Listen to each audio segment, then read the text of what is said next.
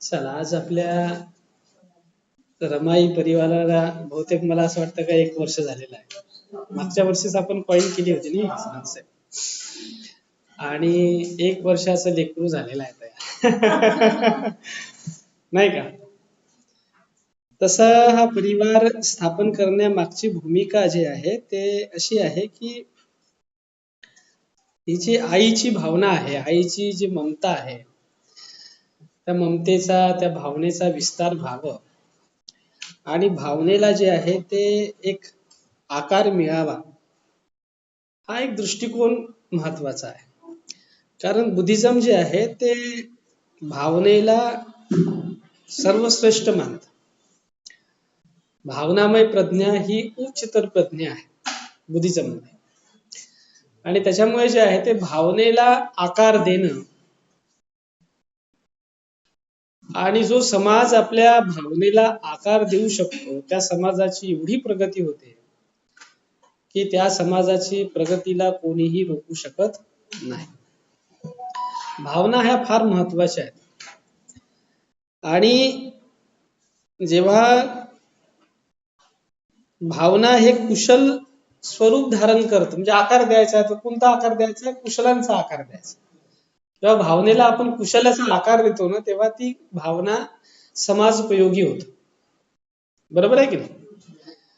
आपण म्हणतो की विचाराला भावनेची जोड मिळाली पाहिजे. हे गोष्ट बरोबर आहे की नाही? विचाराला भावनेची जोड मिळाली पाहिजे. तर तशासारखं जे आहे ते बाबासाहेबांच्या विचाराला रमाईनं भावनेची जोड दिली, हे लक्षात घ्या. बाबासाहेबांचे विचार हे पूर्णतः कुशल विचार होते. बरोबर आहे ना? त्यांनी, मला नाही वाटत की जीवनामध्ये कधी अकुशल चिंतन केलेलं असेल मग आयुष्यामध्ये. अगदी लहानपणापासून तर शेवटी मरतपर्यंत त्यांचं चिंतन जे आहे ते कुशलच राहिलं.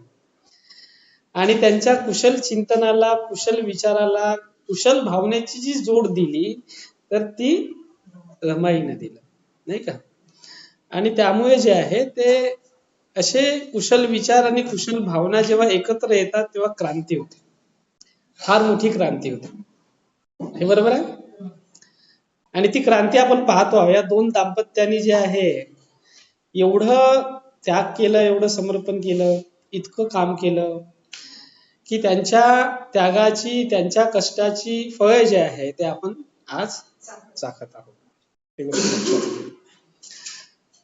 त्यांच्या केलेल्या कामाचे जे आहे, कुठल्या आई वडिलांना असं वाटतं की आई वडील जे करतात ना लेकरांसाठीच करतात, हे लक्षात घ्या. खूप करतात. आणि आपल्याला माहित आहे की आपल्या आई वडिलांना जेव्हा आपण पाहतो तेव्हा आपल्याला माहित आहे की आपल्या आई वडिलांनी किती कष्ट केले. त्याच्यावरून म्हणजे शीतावरून भाताची परीक्षा करायची. हे गोष्ट बरोबर आहे ना? शीतावरून भाताची परीक्षा करा. तुम्हाला जर रमाई समजून घ्यायची आहे तर तुमच्या आईवरून समजून घ्या, तुम्हाला कळेल. तुमच्या आईनं जे आहे ते, म्हणजे आधीच्या आपल्या आई जे आहे ते खरंच चांगल्या होत्या. आताच्या आयांमध्ये फार जे आहे ते म्हणजे संमिश्रण आलेलं आहे. म्हणजे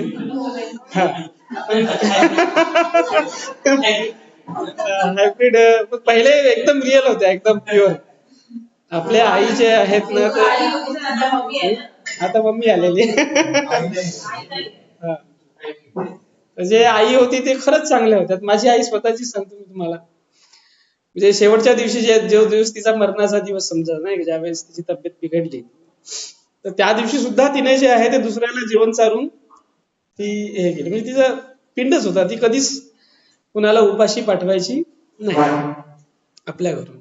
त्याच्यावरून समजतं की रमाई कशी असेल म्हणून. रमाईच्या घरी गेलं तर कधी कोणाला जे आहे ते जेवून, म्हणजे न जेवता पाठवलं नाही त्याने. आता तर फार तकलीफ जाते आपल्या आपल्या आजकालच्या आयांना. कोण करत बसेल तेवढं, नाही का? रेडीमेड निघलेला आहे. 2 मिनिट नाही, पण आमच्या आई जे 2 मिनिटातच, म्हणजे त्याला उशीर नाही लागत. म्हणजे मी तुम्हाला सांगतो, जेवढी मॅगी बनत नाही ना तेवढी त्यांच्या हातच्या पोळ्या आणि भाजी बनवून जायची तेवढ्या टायमामध्ये. इतकं फास्ट, इतकं फास्ट, एकदम तुरंत काम झालं. म्हणजे जास्त उशीर लागायचा नाही. कारण सांगतो मी तुम्हाला की उशीर का लागत नव्हता त्यांना. त्यांना परिवाराचं पोषण करायचं आहे, 4 पैसे कमवून ठेवायचे आहेत, पोराबाळाला शिक्षणासाठी पैसा जमा करा, पैसा थोडी होता आपल्या लोकांकडे, कमाई करायची आहे. त्यामुळे ते लोक जे आहे ते खूप कष्ट करायचे. सकाळी उठले की आपलं सगळं कामं केले घरचे की लगेच पुन्हा मॅटनीला चालले गेले. मॅटनी समजते ना, मॅटनी असायचे. मॅटनी म्हणजे सकाळची जे आहे 10 वाजेपर्यंत काम करायचं शेतामध्ये, त्याला म्हणायचं मॅटनी आमच्या इकडे. सकाळी जे आहे ते मॅटनीला जा, तिथून या, पुन्हा एका घंट्यामध्ये स्वयंपाक करा, पुन्हा 11 वाजता पुन्हा दुसऱ्या जे आहे दिवसभराच्या रोजिंदा जायचं असं होतं. तर त्यामुळे जे आहे त्यांना तो उपजतच किती फास्ट फास्ट स्वयंपाक कसा करायचा हे त्याला माहिती होतं. खूप लवकर स्वयंपाक करायचा. हा, करायचं करायचं. तर ते जे आहे ते ते माहिती आहे आपल्याला, की आपल्याला समजतं की आई जे आहे ते काय असते म्हणून. तर आपल्या आई वडिलांवरून कल्पना करा की त्यांनी किती कष्ट घेतलेले असतात. आता दुसरी गोष्ट फार महत्वाची आहे की आपण आपल्या आई वडिलांचा विस्तार करतो ना. आपल्या आई वडिलांचे गुण आपण आपल्या अंगी उतरवतो. असताना तेवढं नसतं, पण नसताना जास्त उतरवतो, हे लक्षात ठेवा. असताना तेवढं काही वाटत नाही आहेत, पण नसताना जास्त मनुष्य जे आहे ना अजून जास्त गंभीर होतो आणि त्यांच्या गुणांना धारण करतो. आता रमाई बाबासाहेब आपल्या मध्ये नाही आहेत, तर आपल्याला जास्त इंटेन्सिटीने त्याला धारण करायचे आहेत त्या गुणांना, बरोबर आहे ना. आणि त्या गुणांना जेव्हा आपण धारण करू तेव्हा क्रांती व्हायला काही उशीर लागणार नाही. म्हणजे मला नाही वाटत की भारतीय इतिहासामध्ये आजची जी काही प्रतिक्रांती आहे तिला खूप जास्त आयुष्य आहे म्हणून, हे लक्षात घ्या. प्रतिक्रांतीला खूप म्हणजे नाही का खूप आयुष्य आहे बा, मला असं वाटत नाही. हा, पण क्रांती आपल्याला करावयाची आहे तर आपल्याला कुशल भावनेला, कुशल विचाराला कुशल भावनेची जोड देणं गरजेची आहे. आणि त्याची सुरुवात जी आहे ते कसं असतं की खूप लोक जे आहे ते एकत्र येतील तेव्हाच सुरुवात होईल असं नसतं. भगवान बुद्धांनी जेव्हा सुरुवात केली तेव्हा 5च लोक होते आणि त्या 5 लोकांनाच घेऊन जे आहे ते काम केले. तर त्यामुळे जे आहे ते खूप लोक पाहिजे अशातला काही भाग नाही. भावना फार महत्वाची आहे, कुशल भावना फार महत्वाची आहे आणि ती तुमच्यामध्ये आहे असं मी समजतो. आणि त्याच भावनेतून जे आहे ते रमाई परिवाराला जन्मास आपण घातलेला आहे. आता महत्वाचा प्रश्न हा आहे की तुम्हालाही विचार येत असेल की गेल्या 1 वर्षामध्ये मी काहीच तुमचं जे आहे ते नाही का ना मीटिंग घेतली, ना काही घेतली, ना काही घेतली, लॉंग गॅप पडली, असं का हवं नाही का. कसं असतं मी तुम्हाला सांगतो, माझी मेथोडॉलॉजी थोडीशी जी आहे ते फार म्हणजे वेगळी आहे, हे लक्षात घ्या. मी बुद्धाला जसं वाचलं आणि जसं समजलं तर मला एक गोष्ट खूप क्लिक झाली बुद्धांची. ती गोष्ट अशी आहे की बुद्धांनी जे आहे ते संघामध्ये स्वतःला पहिले समर्पित केले. ही पहिली गोष्ट. बुद्ध स्वतःला काय म्हणायचे, संघ. म्हणजे बुद्धाला कोणी दिलं समजायचं दान तर काय करायचं, ते संघाला समर्पित व्हायचं. त्याच्यामुळे बुद्धांनी स्वतःला संघापेक्षा मोठं समजलं नाही असं मला वाटतं. हा, असं मला वाटतं की त्यांनी संघापेक्षा स्वतःला मोठं समजलं नाही. आई वडिलांचे सुद्धा तसंच असते, लक्षात घ्या. आई वडील जेव्हा मुलाला जन्माला घालतात ना तेव्हा तो आपल्या पायावर मोठा कसा होईल, उभा कसा होईल याच्यावरती तो जास्त भर देत असतो. तो काही मुलाला जे आहे ते बोट धरून चालवत बसत नाही. पडला ना तर त्याला उठ म्हणतात. म्हणजे आताचे आई वडील कसे असतात मला नाही माहित, पण आपले आई वडील असेच होते. एक रेपटीतही देऊन द्यायचे ठेवून, लक्षात घ्या. आणि पडल्यानंतर ते कधी धावून नाही यायचे त्याला उचलण्यासाठी, उठ म्हणायचे, हे लक्षात घ्या. पहिलं वर्ष जे असतं ना ते त्याच्यामध्ये मुलांमध्ये फार उमेद असतं, उत्साह असतं आणि त्यांना जे आहे ते चालू दिलं पाहिजे. जर तुम्ही त्याला चालूच दिलं नाही तर तो आपल्या पायावर उभाच नाही होणार. तो जे आहे ना ते असा, हा, मला नाही असं वाटत की रमाई परिवार जो आहे ना असा आश्रित झाला पाहिजे. म्हणजे समजा समजा फॉर एक्झाम्पल जे आहे ते मी जन्माला घातलेलं, समजा जर रमाई परिवाराला फॉर एक्झाम्पल, असं मी समजत नाही, रमाई परिवार ही भावना खूप आधीपासूनची आहे, पण समजा फॉर एक्झाम्पल मी जन्माला घातलेला आहे, तर मी कधीच असं नाही म्हणणार की तुम्ही माझं बोट धरून चाला, आणि जर ते असं होत असेल तर तुम्ही पंगू व्हा, हे लक्षात घ्या. मी नसल्यावरती काय करा, बरोबर आहे ना. तर असं असं होता कामा नये. तर बुद्धांची जी आहे ना ती, बुद्धाचा संघ काय एवढा वाढत आहे, काय जगामध्ये पसरत आहे, कारण बुद्धांनी जे आहे ते संघाला आपलं उत्तरदायी बनवलं, दायाद बनवलं. कोण? संघ हा दायाद आहे, बरोबर आहे. बाबासाहेबांनी उत्तरदायी का निवडलं नाही, मला दुसरी एक गोष्ट जी आहे ते मला हे करायची, म्हणजे बाबासाहेबांनी जे आहे ते 15 ऑक्टोबरची भाषण मध्ये बाबासाहेबांनी म्हटलं की बाबा मी दरेकाला धम्म देण्याचा अधिकार जे आहे ते बहाल करतो. म्हणजे प्रत्येक व्यक्तीला जे आहे ना ते बाबासाहेबांनी जे आहे त्याच्या हाती तो धम्म दिलेला आहे, हे लक्षात घ्या. हे करण्याचं उपासक उपासिका प्रत्येक व्यक्ती, एव्हरीबडी, ठीक आहे, ज्याला प्रकाश असं वाटतं की मी पेरायला पाहिजे, तो धम्माचा उत्तरदायी आहे, नाही का, तो राजकुमार. प्रत्येक व्यक्ती आहे की नाही. तर ही एक गोष्ट खूप चांगली, म्हणजे ही एक मेथोडॉलॉजी आहे, ही एक मेथोडॉलॉजी आहे बुद्धाची, बाबासाहेबाची. तर ही मेथोडॉलॉजी जी आहे आपण फॉलो केली पाहिजे, मला असं वाटतं. तर बुद्धानी जे आहे ते जेव्हा दायाद निवडायचं काम झालं, तर तेव्हा म्हणले बुद्ध की माझा दायाद जो आहे तो धम्म संघ, आणि धम्मामध्ये संघामध्ये येणारा प्रत्येक व्यक्ती हा धम्माचा दायाद आहे. तर म्हणूनच जे आहे ते परिवारामध्ये सुद्धा मुखिया कुणीच नसतं. परिवारात जन्मात आलेल्या प्रत्येक व्यक्तीने चालत असतो, हे लक्षात घ्या. तुम्हाला असं वाटत असेल की परिवारामध्ये एक मुखिया असतो, तसं नाही. परिवार हा प्रत्येक, म्हणजे आई वडील भाऊ बहीण सगळ्याच्या यानं तो चालत असतो. रमाई परिवार सुद्धा जसं तुमच्या वर्गामध्ये ह्या बॅचला एक मी हे केलेला आहे, तर हा इथले तुम्ही सर्व लोक जे आहेत त्या परिवाराचे काय आहात, सदस्य आहात, परिवार आहात, समजा. तर याला चालवण्याची जिम्मेदारी कुणाची आहे? प्रत्येक सदस्यांची. आणि ही जे आहे ते एक स्वतंत्र युनिट असलं पाहिजे, नाही का.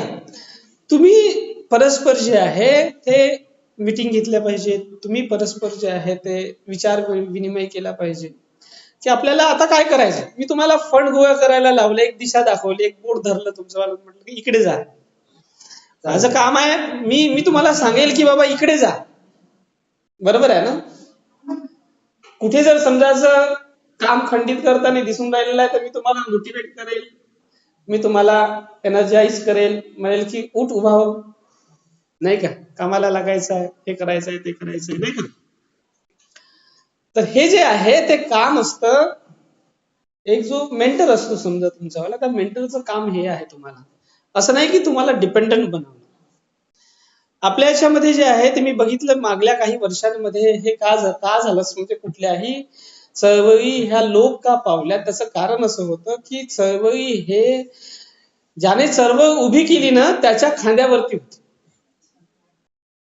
आणि त्याच्यामुळे कसं झालं, तो भ्रष्ट झाला किंवा तो थकला किंवा तो जे आहे ते हे झाला की चळवळ पूर्ण संपून जाते, हे लक्षात घ्या. तर तसं नाही झालं पाहिजे. म्हणून ही एक गोष्ट जी आहे ते कदाचित बुद्धाला, बाबासाहेबांना असं वाटलं असेल की असं जर झालं तर असं असं होऊ शकतं, म्हणून ती समाजाच्या खांद्यावरती जर दिली तर त्याला गती कदाचित कमी राहील, पण ते चालत राहणार, ठीक आहे. तर ही एक गोष्ट अत्यंत महत्वाची जी आहे ते आहे की आपण जे आहे ते काय केलं पाहिजे की असा जो प्रधान असतो, मुखिया असतो, तो एका व्यक्तीला तयार करण्यापेक्षा आपण सर्व त्या भावनेत जर भारित झालं आणि एकामेकाला जर आपण मोटिवेट करत राहिलो तर ते बेटर होऊन जातं, हे लक्षात घ्या. आता तुम्ही जे आहे ते, मी म्हणलं तुम्हाला फंड क्रिएट करा, का म्हटलं, कारण पैसा तुमच्याजवळ पहिले जमा तर करा, पैसा जे आहे ते जमा आहे, तर मग जमा असल्यावर पैसा नंतर तुम्हाला कुठे इन्व्हेस्ट करायचं हे तुम्ही ठरवू शकता. नंतर त्याला कुठे इन्व्हेस्ट करायचं, नाही का? तर फुलाची पाकळी जेव्हा तुम्ही जमा करायला लागता, तुमच्याजवळ आहे पैसा, तर पैसा असल्यावर त्याला खदखद असते, हे लक्षात घ्या, नाही का? कुठं गुंतवायचा हे गोष्ट बरोबर आहे ना? तर त्याच्याच अनुषंगाने मी तुम्हाला काही सांगितलंय की बाबा हे माध्यम आहे, तुम्ही याच्यामध्ये गुंतवू शकता. ठीक आहे, इथे इथे त्याला लावू शकता. तर हे काम करा, जरूर करा, चांगली गोष्ट आहे. आणि याचं जे आहे ते विनियोग होऊ शकतं चांगल्या पद्धतीने. आणि एक जे आहे ते तुम्ही सर्वजण बुद्धिजीवी आहात, आणि बुद्धिजीवींचा एक दुसरं मी तुम्हाला एक कॉइन केलेलं होतं की बुद्धिजीवींचा समाज तयार करा म्हणून. एक म्हणजे काय, बीबीएस समाज. मी 2 पद्धतीने जे आहे ते बीबीएस ची संकल्पना केलेली आहे. बीबीएस म्हणजे एक जो आहे तो बैताड बेलण्या समाज, एक बैताड बीबीएस.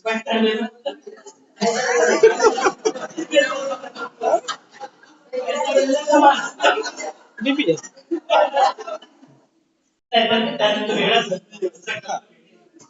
बैताड बेलण्या समाज आहे. तर तुम्हाला जे RSS वायरस जे वाटते ना, हे बैताड बेलणी लोक आहेत, लक्षात घ्या. यांना काही अक्कल नाही. हे आदिम काळामध्ये जगणारे लोक आहेत ना, आदिम संस्कृतीमध्ये जे आहे ते जगणारे लोक आहेत. यांनी जर बाबासाहेबांचं ऐकलं असतं ना, तर हे जगामध्ये इतके सन्माननीय आणि इतके प्रतिष्ठित लोक झाले असते की यांचा सन्मान वाढला असता, हे विश्वगुरु झाले असते जगामध्ये. पण यांच्या ह्या बैताड बिलण्या प्रवृत्तीमुळे जे आहे हे जगामध्ये सगळ्यात टाकाऊ लोक झालेले आहेत, लक्षात. यांना कोणी मानवत नाही जगामध्ये. हे अशी आदिम संस्कृती आणि सनातन संस्कृतीमध्ये घेऊन जाणारे लोक पाश्चिमात्य देश कुठे चाललेले आहेत आणि हे कुठे चालले निघून राहिले. तर खरंच यांचं कौतुक करत असतील का? ते नाही करत, हे लक्षात घ्या. तर हा एक बैताड बेलण्या समाज आहे. आणि दुसरा जो आहे तो आहे बाबासाहेबांचा बुद्धिजीवी समाज, भगवान बुद्धांचा बुद्धिजीवी समाज, जो बीबीएस आहे, हे लक्षात घ्या. तर हा जो आहे ना, आम्ही बाबासाहेबांच्या, भगवान बुद्धांच्या बुद्धिजीवी समाजाचे लोक आहोत. तर या पद्धतीनं ज्यांना आपल्याला असं वाटतं आहे की आपण जे आहे ते समाजाला या दिशेनं न्यायचं आहे, देशाला या दिशेनं न्यायचं आहे, जगाला या दिशेनं न्यायचं, हे लक्षात घ्या तुम्ही. हा परिवार म्हणजे विश्व मध्ये पोहोचवण्याचा परिवार आहे. हा भीमाईचा आणि रमाईचा परिवार आहे, लक्षात घ्या. म्हणजे की नाही समजलं? या परिवाराला जे आहे तुम्हाला विश्वापर्यंत पोहोचायचं. जो परिवार बाबासाहेबांचं, भगवान बुद्धांचं ऐकतो आणि त्यांच्यानुसार जे आहे ते काम करायला लागतो, तर या परिवारामध्ये जे आहे याचं चिंतन व्हायला पाहिजे. या परिवाराच्या वारंवार बैठका झाल्या पाहिजे. तुम्ही बैठका घ्या. आता तुम्ही 1 वर्षाचे झालेले आहात. 1 वर्ष म्हणजे आता तुम्ही चालू शकता, नाही का? तुम्ही जे आहे ते बोलू शकता, बरोबर आहे ना? 1 वर्षामध्ये एक प्रात्री प्रयोग दिशा तयार केलेला आहे. तर 1 वर्षाची दिशा जी आहे आता बोलायला लागलेली आहे, लक्षात घ्या. माहिती आहे की नाही? म्हणजे बुद्ध शासनामध्ये वर्ष कुठून पकडलं जातं? जिथून तुमचा ज्ञानाचा, विचारांचा, कुशल भावनेचा जन्म होतो, तिथून वर्ष पकडलं जातं, हे लक्षात घ्या. इथून तुमचा जन्म झाला तर इथून तुम्ही 1 वर्षाचे झालेले आहात. आणि 1 वर्षामध्ये तुम्ही एकत्रित आलं पाहिजे. वारंवार एकत्रित या, मीटिंग घ्या आणि चर्चा करा की आपल्याला समोर काय करायचं. ठीक आहे, समाजामध्ये जायचं आहे. ठीक आहे, समाजामध्ये जाऊन तुम्हाला कामं करायची आहेत. आज एक तुमचा एवढा वर्ग आहे, समजा तुम्ही आता जर 20 लोक आहेत समजा, जे फॉर एक्झाम्पल, आणि 20 लोकांनी जे आहे ते एक जे आहे ते टूर काढायचं ठरवलं. तर तुम्ही टूर काढता, एक मी तुम्हाला दिशा दाखवतो टूर कुठे न्यायचा म्हणून. सर मला भेटलेत, म्हणलेत की आपण जे आहे, तर हे कसं आहे, हे टूरला जाणं हे आधीपासूनची प्रवृत्ती आहे, संस्कार आहे.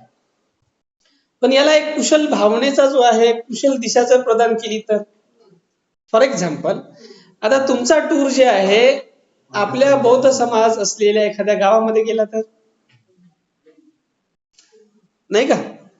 एका गावामध्ये गेला ना, तिथे जे आहे तुम्हाला रमाई सांगा, रमाईचा प्रयोग करा, बाबासाहेब सांगा. तिथल्या लोकांना जाऊन जे आहे ते, हे आम्ही एवढे लोक आलेले आहोत बुद्धिस्ट डिपार्टमेंटचे, रमाई परिवाराचे, बाबासाहेबांच्या बुद्धिजीवी समाजाचे आम्ही लोक इथे आलेले आहोत. आणि या ठिकाणी जे आहे ते तुम्ही हे कराल, एक दिवसाचा टूर होऊन जाईल. तुमच्या आनंदासोबत समजा तिथल्या लोकांनाही आनंद मिळेल आणि आनंदाचं डबल इंजन तयार होऊन जाईल. लक्षात घ्या, आता जाल तर एकच इंजन तयार होणार आहे. आता समजा जे आहे ते तुम्ही एखाद्या ठिकाणी गेलेत प्रेक्षणीय स्थळी, नाही का, जसा फॉर एक्झाम्पल तुम्ही जे आहे ते विश्वशांती स्तूपावरती गेले तर तुमच्याच आनंदाला उधाण येणार आहे, त्या स्तूपाला येणार आहे का? पण जर समजा तुम्ही बौद्ध समाजामध्ये गेलेत, आनंद द्विगुणित होऊन जातो. तुम्हाला तर आनंद येणारच आहे, पण त्यांना किती आनंद येईल हे लक्षात घ्या, की नागपूरचे 20 लोक आमच्या गावामध्ये आलेले आहेत, किती भरभरून तुम्हाला ते करतील हे लक्षात घ्या. तुमचा परिवार चालला गेलेला आहे, त्या परिवाराला भेटासाठी किती चांगलं होईल. ते तर तुम्हाला जेवण्या खाण्याची व्यवस्था करून टाकतील तेच लोक, हे लक्षात घ्या. खूप चांगलं वाटते. खेड्यापाड्यात अजून कोणी गेलेच नाही, हे लक्षात घ्या. तर मी तुम्हाला बोट धरून जे आहे ना ते हे दिशा दाखवले, इकडे चाला म्हणून.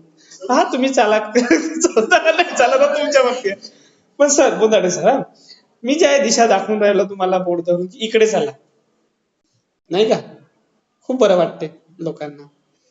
तर अशा पद्धतीनं जे आहे जर केलं तर किती चांगलं होईल. आणि त्या ठिकाणी जर तुम्ही रमाईचा एक पात्री प्रयोग ठेवला तर दिशाचा, किती लोक जे आहे त्यांच्या आनंदाला, भावनेला उधाण येईल. आलंच पाहिजे, भावनेला उधाण येणं फार गरजेचं आहे. मी तर म्हणतो लोकांच्या डोळ्यातून आसवं गळले पाहिजेत, रडूनच नाही राहिलेत लोक. हो ना, म्हणजे त्यांचे डोळे जे आहेत ना विचारांनी आणि बुद्धीनी एवढे हे झालेले आहेत की ते रडूनच नाही राहिलेले आहेत. नाही नाही, हे अर्हतपणा नाही आहे, हा निष्ठुरपणा आहे, हे लक्षात घ्या. हे काही अर्हतपणा नाही आहे, हा निष्ठुरपणा आहे, निर्दयीपणा. दोन माणसं नाही रडत, हे लक्षात घ्या. मी तर अर्हत जे आहे ते रडताना पाहिले, मी अर्हत जे आहे ना रडताना पाहिले. थायलंड मधले एक अर्हत अजान बुवा संपन्न, मी तुम्हाला त्यांची क्लिप सुद्धा पाठवतो. अजान बुवा संपन्न जे आहे, महाबुवा संपन्न त्याचं नाव, त्यांना आपल्या बैताट बिल्ल्याची, आपली बैताट बिल्ल्या प्रवृत्ती जी आधीची होती, कशी मी बैताट बिल्ल्यासारखं जगत होतो, वागत होतो, ते जेव्हा आठवलं त्यांना ते ढसा रडायला लागले. अर्हत माणूस मी असं किती म्हणजे किती मूर्खपणा करत होतो, किती बैताडासारखं वागत होतो. बरं झालं मला जे आहे ते भगवंताचा मार्ग मिळाला, मी अर्हत झालो, हे लक्षात घ्या. कदाचित भगवंताचा मार्ग नसता मिळाला तर मी जेलमध्ये असतो, बायकोचा खून केला असता, मर्डर केला असता, हे लक्षात घ्या. आणि अशा कित्येक जन्मामध्ये मी करून टाकलेला होता. हा बरा झाला जन्म, या जन्मामध्ये मला जे आहे ते आणि माझे संस्कार तुटलेत, ढसा रडलेत ते, हे लक्षात घ्या. अर्हत, हे लक्षात घ्या. निर्दयी माणूस जे आहे ना त्याला रड येत नाही, लक्षात घ्या. निर्दयी माणसाला काहीच नाही वाटत, आणि निर्दयी बनणं चांगली गोष्ट नाही.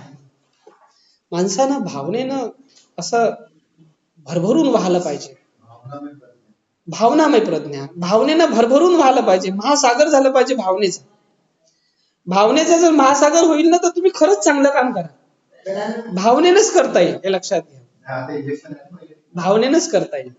तर म्हणून मला सांगण्याचं तात्पर्य असं आहे की तुम्हाला कीव आली पाहिजे, दया आली पाहिजे, समाजाची कीव आली पाहिजे, समाजाची दया आली पाहिजे. तुमचं बाबासाहेबासारखे ढसा तुम्ही रडले पाहिजे, हे लक्षात घ्या. बाबासाहेब किती रडायचे, त्यांच्या डोळ्याला जे आहे तसे धारा लागायचे आणि रडत राहायचे.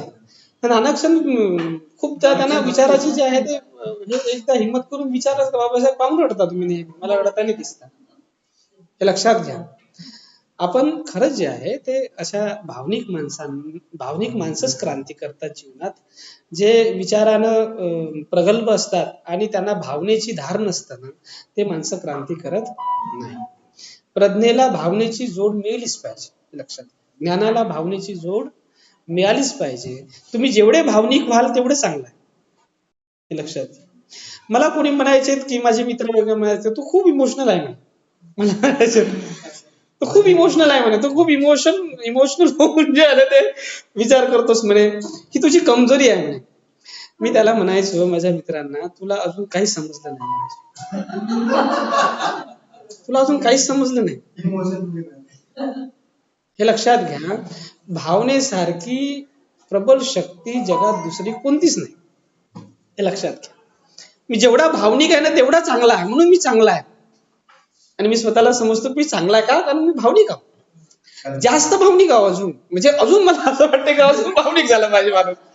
भावनेचा जसा बुद्धीचा विस्तार झाला पाहिजे ना, तसा भावनेचा विस्तार झाला पाहिजे.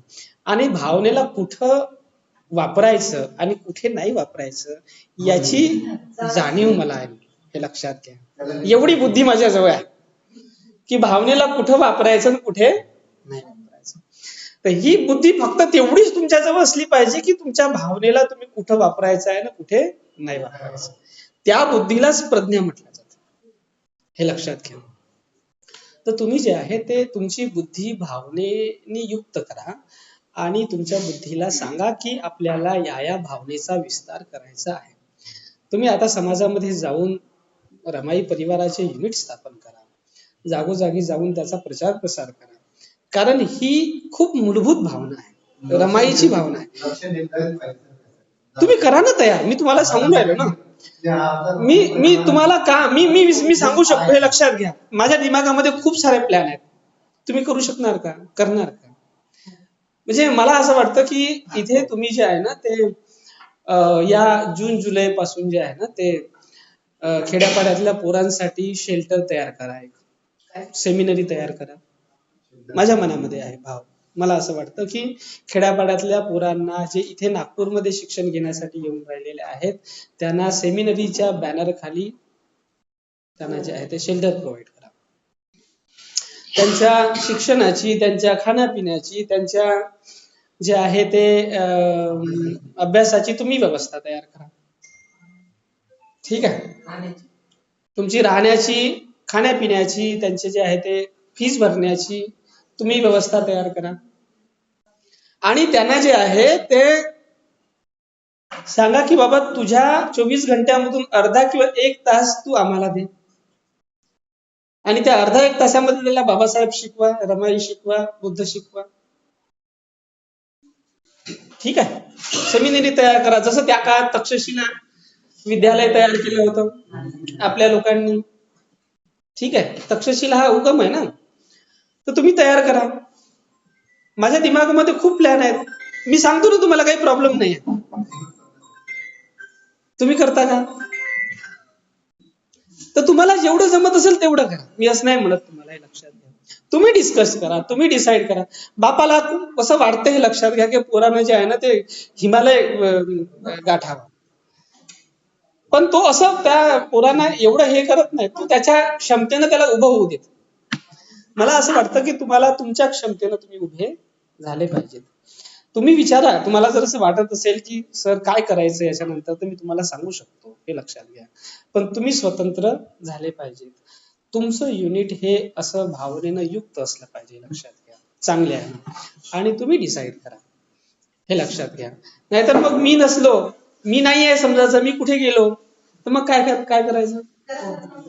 राहिला तसाच म्हणजे असं होऊन जाईल ना. अरे म्हणजे मनुष्याच्या जीवनाला काही भरोसा नाही. आता समजा इथून गाडी बाईक घेऊन चाललं गेलो, इथं जाता जाताच समजा गच्छती झाली तर काय? नाही, फॉर एक्झाम्पल, म्हणजे मरण केव्हाही येऊ शकते मनुष्याचं. ह्याला काय म्हणजे कुणाला कधीही येऊ शकते. पण संघाला मरण नाही, बुद्धाला मरण नाही, धम्माला मरण नाही, हे लक्षात घ्या. परिवाराला मरण नाही. मला कधी कधी जे आहे ते आश्चर्य वाटायचं की मी उपासक का झालो.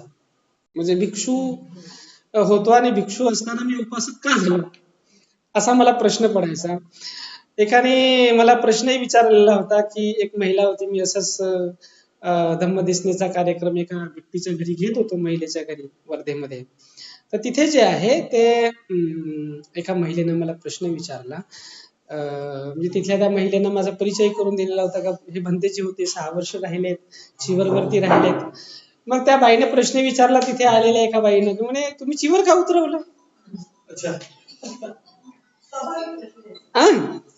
तर माझ्या तोंडातून जे आहे ना ते असा असा उद्गार निघाला, उदान म्हणूया त्याला, काही हरकत नाही, की मला माझी काय औकात आहे की मी चीवर उतरवेल, माझी का लायकी आहे मी चीवर उतरवेल, चीवरच मला उतरवलं म्हटलं.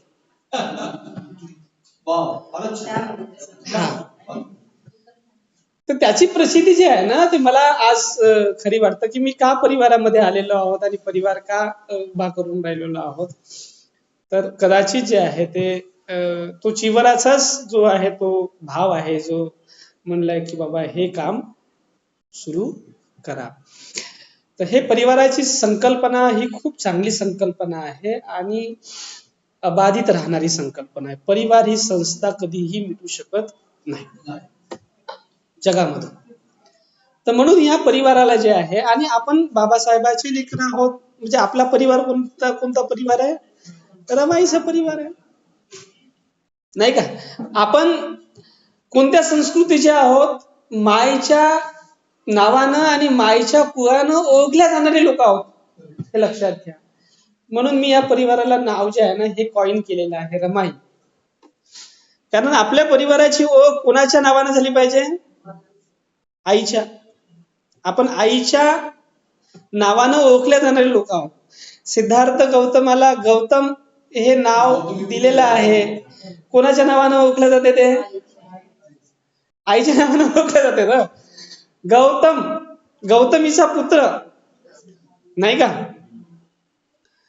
तर हे असं जे आहे ना, आपल्या परिवाराला कोणत्या ना, रमाईचे पोरं, आम्ही रमाईची पोरं, रमाईच्या परिवारातले आहोत. तर ही आपली ऐतिहासिक परंपरा आहे, अशीच नाही आहे. दुसरी संस्कृती ही बापाच्या नावानं ओळखल्या जाणारी आहे, आपली संस्कृती बापाच्या नावानं ओळखल्या जाणारी नाही. आम्ही मायच्या नावानं ओळखल्या जाणारे लोक आहोत. आताही तुम्ही जाल तुमच्या मायच्या गावाला जा बरं, बापाच्या नावानं तुम्हाला कोणीच नाही म्हणे हे सुगंधीचं पोरगा आहे, मला मला हे नर्मदीचं पोरग आहे म्हणे.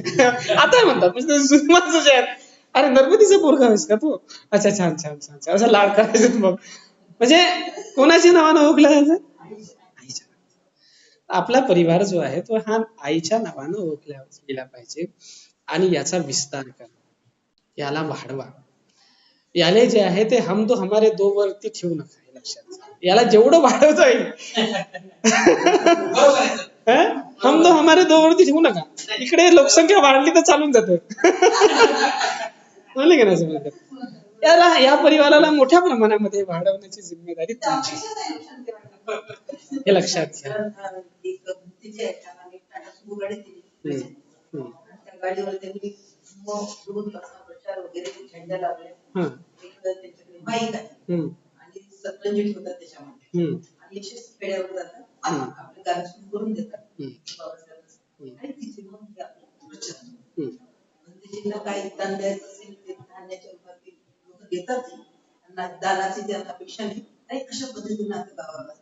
तुमच्या परिवाराची गाडी घ्या ना, मी तुम्हाला थोडी म्हणत आहे.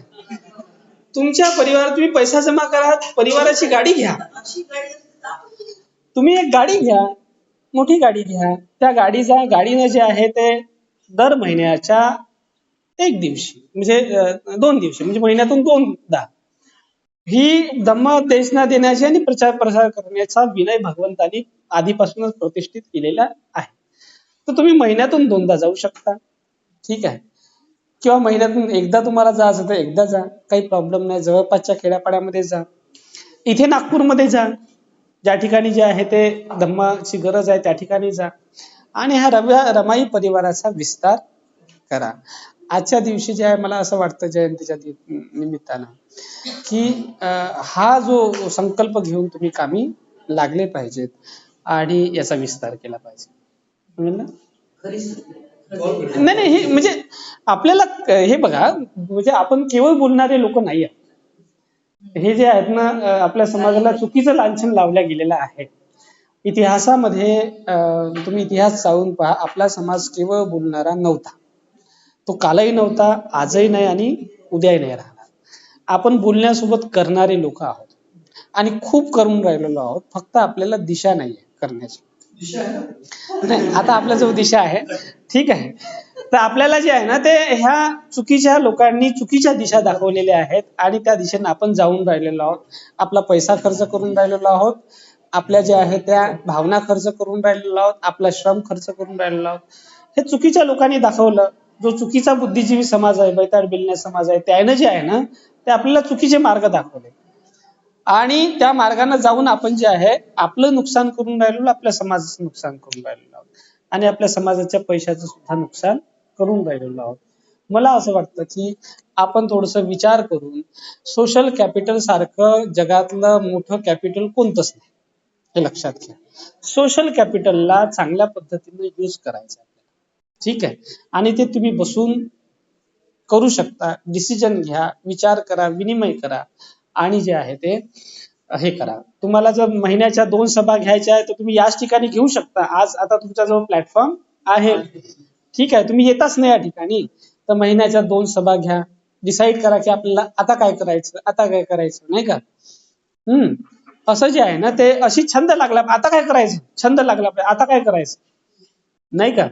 आणि त्या पद्धतीनं जे आहे ते तुम्हाला असं करता आलं पाहिजे आणि याला वाढवा. ठीक आहे. एवढं सांगितलं.